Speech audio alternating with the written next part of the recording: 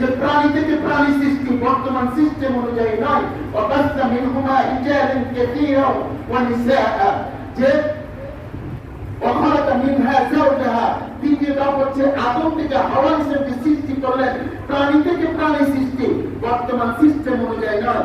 তৃতীয় ধাপ আল্লাহ বলতেছে এই দুইজন থেকে আমি অসংখ্য নরনারী সরিয়ে দিয়েছি। ওয়াবাসা মিনহুমা রিজালান কাসীরা ওয়া নিসাআ, আমি কেমন রব, যে রব মাটি থেকে আদমকে বানাইছি, আমি রব্বে কারীমের কাছে তো স্বর্ণের অভাব ছিল না, হীরা মুক্তার অভাব ছিল না। ইন্নী খালিকুম বাশারান মিন সালসালিন মিন হামাইন মাসতুন, বলছে বলে দুর্গন্ধযুক্ত যে মাটি হয় তা দিয়ে কিসের তোমরা তাকাব্বুরি করো, কিসের অহংকার করো, কিসের দাম্ভিকতা করো? আমি তো তোমাদেরকে মাটি থেকে সৃষ্টি করেছি।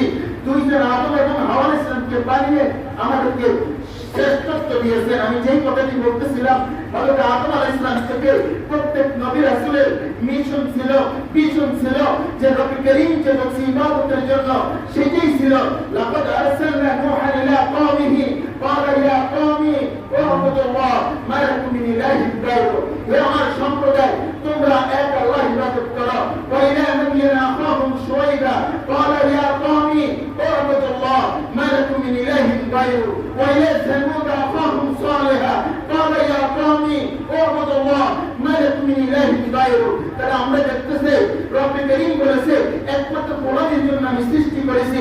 যুগ যুগ ধরে অসংখ্য নবী রাসূল একটাই দাওয়াত ছিল, হে আমার সম্প্রদায় তোমরা কি করো, একমাত্র তার গোলামি করো। এই দাওয়াত নিয়ে এসেছেন।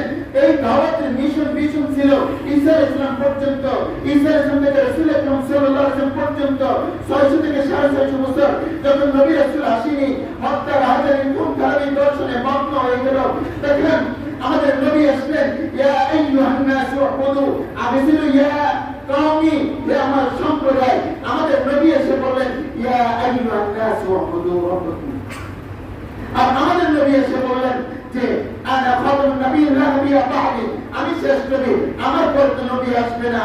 আল উলামা ওয়ারাসাতুল আমবিয়া, আজকে এসেছি এমন এক দরবার, এমন এক হযরত, এমন উস্তাদের কাছে যে উস্তাদের মাঝে ওই যে নবী ওয়ালার কাছে যে ধারাবাহিকতা, যে চমৎকার একটা ধারাবাহিকতা রয়েছে। আমার মনে হয় ইনশাআল্লাহ আমরা ছাত্ররা উস্তাদের পিছনে রয়েছি। আমার মনে হয় এই জাতির জন্য, ইসলামের জন্য, আত্মশুদ্ধির জন্য, তাকওয়ার জন্য, পরিবর্তনের জন্য, বিপ্লবের জন্য, একটা ব্যতিক্রমতার জন্য আমার মনে হয় আমাদের হযরত যে কাজটা করে যাচ্ছে খুব তাড়াতাড়ি ওনার হাত ধরে আমরা